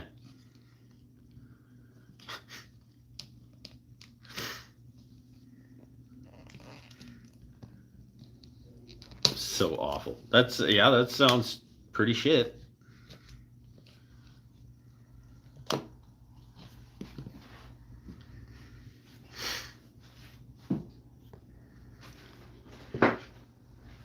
That doesn't sound pleasant at all. I mean, but it was your own damn fault for sitting on the beach. Like,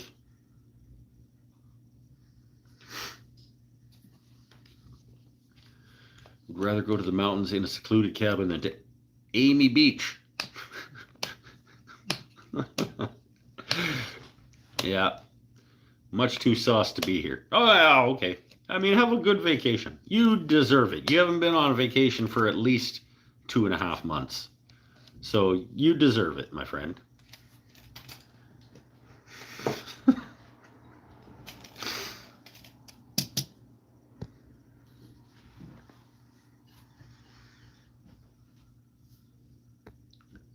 Have a drink for me. I'm on month 11 almost.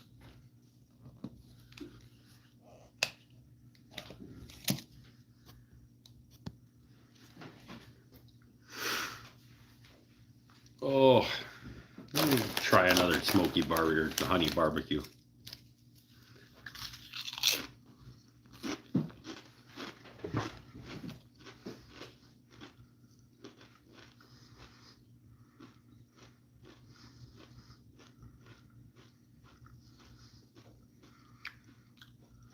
Five. Still 5.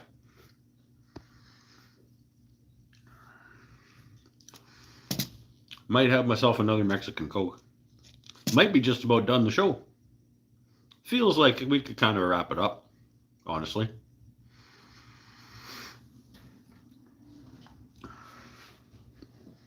I could be done. I gotta teach tomorrow. I'm pen turning tomorrow. So either tonight, but more likely tomorrow morning. I gotta reload my bin of things. Because I haven't taught pen turning for a while down at the shop, so I brought all my stuff home. So my pen press is here, and I'll load up all my everything except the lathe, basically.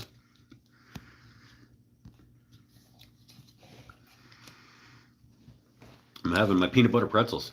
Yeah, I'm jealous. Keeping an eye on the Aurora Forecast app.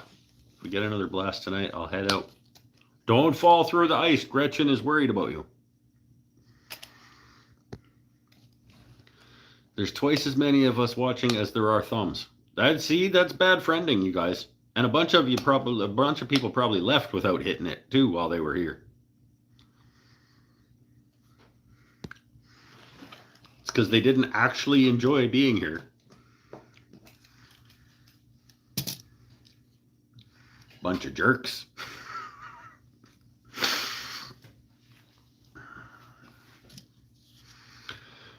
Oh, yeah. I think we'll get her wrapped up probably. Just shy of 2 hours at this point. Yeah. So I'm hoping in the next little while here, I'd like find a resurgence of passion for doing things. Stuff.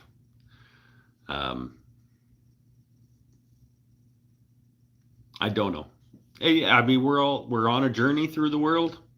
We're putting one foot in front of the other, and yeah. What I'm gonna do is I'm gonna turn a couple more things, because those are quick and I can make them into videos relatively quick. So I'm gonna turn a couple more things and create the videos of the turning of those things. And I might even schedule them to go up on YouTube 2 weeks apart. So like theoretically, I could have 2 months of not having to think about making a video. And then during the time that I have to then I can work through whatever it is I need to work through. Finish Sean's bass. Maybe the other guitars. Maybe start on the Hyrulean cabinet. Or the golf supply box. Or something else that I feel will give me an energized something. And yeah, you just gotta work through it. You just gotta, or not. Maybe the spark just reignites and you don't, and I'm not gonna have to like work through it, but maybe I will actually have to just work through it and put the work in to find it again. Or maybe it'll just come back, or maybe it won't, and maybe that'll have to be okay too. Who knows? Nobody can know. Turn to nose. Look up.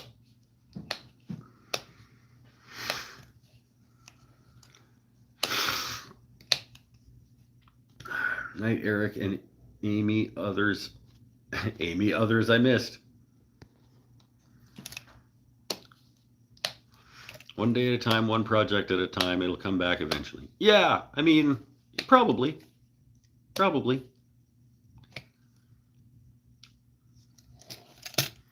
And I think that's probably what it needs. It probably needs the project.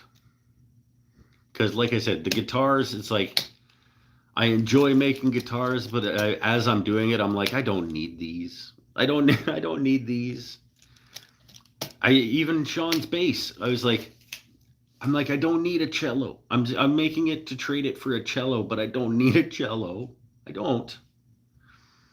So the whole time I'm working on it, there isn't that. I don't know. Just, but I can't think of anything to make that I need. Like I don't need another table. I don't need another cabinet. I don't need another. I don't need a. I could replace my shoe rack at the front door. But like, there's zero chance that I'm like, fucking shoe rack. Yeah, that's not a thing. That's not going to be a thing.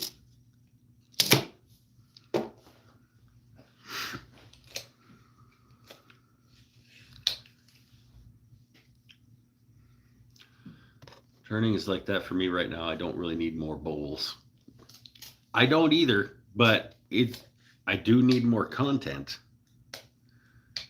I'm always going to need, as shitty as it sounds to say, like I need the things to be going out into the world on the internet.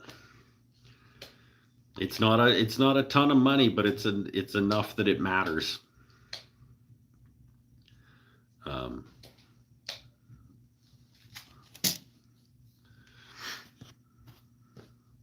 Videotron, I don't think anyone out there is owed videos. I don't think they're owed videos either, but for better or worse, it has become a revenue stream.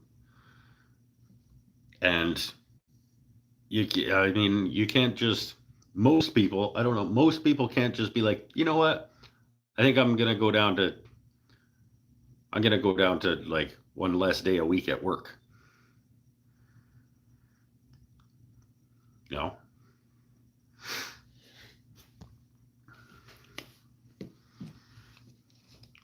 Mike needs a new pole to dance on. Well, again, it's revenue, YouTube pressure is real. It is. I did it to myself, and I'm mitigating that as much as I can by halving my release schedule this year. But it's still like having to record all the stuff that I do out here in order to make it into another product to feed the beast, as it were. It's and I was saying to somebody in a comment, like, I wish I could convince myself to just make something and not film it. I did those necklaces. I didn't film those necklaces, but the whole time I was doing it, I was like, you should be filming this. This is a missed opportunity to have content for generating revenue.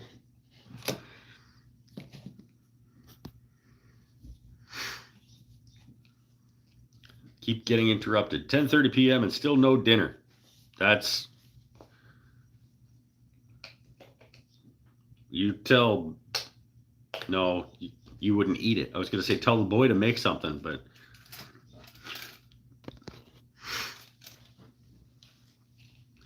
Haven't recorded or edited a video for this week. Good. Good for you. Congratulations. I love the sound of a cello, but I don't need one either. You need to make something for someone who can't afford to buy it but deserves it. Well, that's me. That's me. I deserve the nice things and can't afford to buy them, so I have to make them.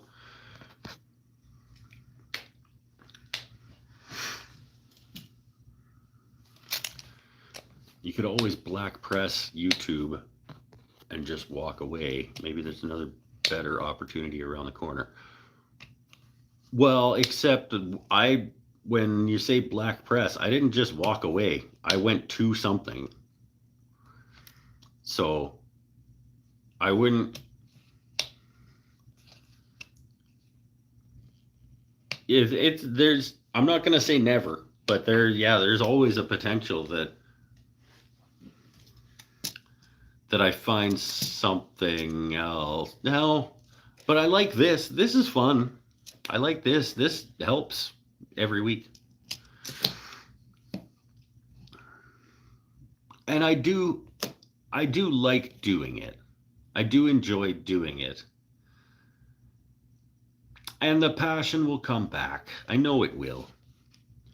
I think I wish I made enough money at it to be able to pay somebody to do the parts of it that I don't want to do. You know what I mean? Like, I love the making of the things, and that's about it. I would like if I could have a camera person and an editor, or that could be the same person. If I had somebody to record and edit, and I could just be the person who gets filmed making the things, that'd be sweet. That'd be cool. Because it's the time sitting in front of the computer and piecing it all together. I wouldn't even, like, the filming part isn't even, I don't even mind the, like, setting up the camera and clicking go. I just want somebody to make my videos out of all my raw footage for me. For free.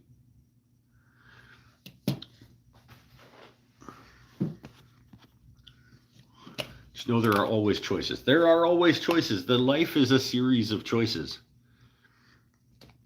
And then living with the repercussions of those choices, both good and bad. That's all life is making the best decision you can at any given time with the information you have available to you, and then making another one, and another one, and another one, and another one.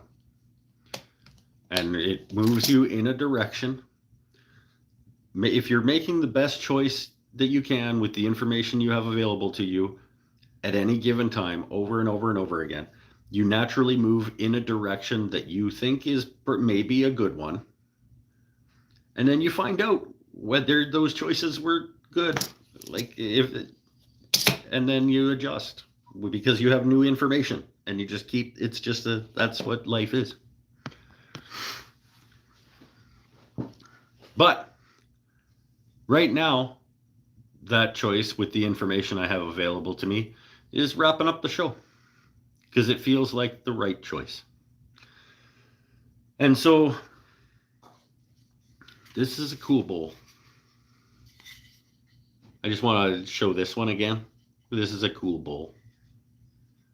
That the quiltiness in that guy is cool. And that will be 4 weeks from now's video. So I video today. 2 weeks from now is the Veragrind sharpening jig on my Wolverine sharpening system, because I got a question about that, and I sometimes get questions about grind angles and geometries and things like that on turning gouges. So that is the video that's coming out in 2 weeks. 2 weeks after that one is this bowl. 2 weeks after that one is going to be another bowl. And then maybe 2 weeks after that one is another bowl. And you guys can just deal with the fact that you've got a couple more months of bowl videos coming out so that I can work through some shit, okay? And rediscover my passion for this.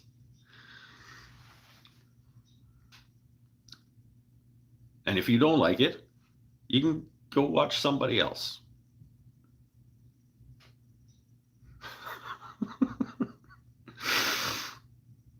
Stay happy, stay healthy, stay safe. Before I get timed out because I've been lagging, you're awesome to spend time with on a Saturday night. Thank you. You are too. Exciting news here. I bought a headlight restoration kit and will tackle Rhonda's yellowing peepers when the weather is good. That is exciting news.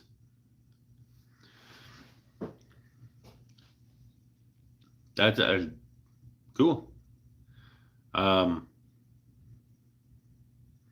don't really have any exciting news other than the fact that I am going to continue to work towards reigniting my passion for something.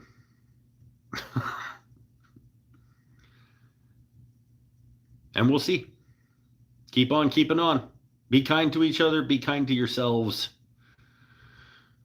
And stay happy, stay healthy, stay safe.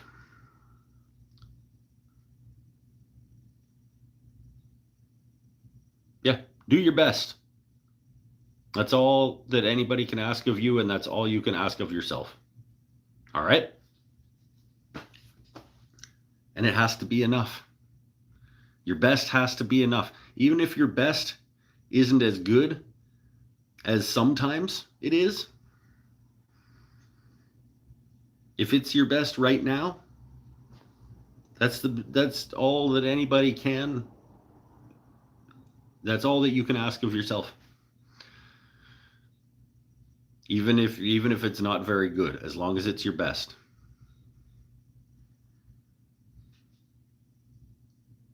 Bye for now. See you next week.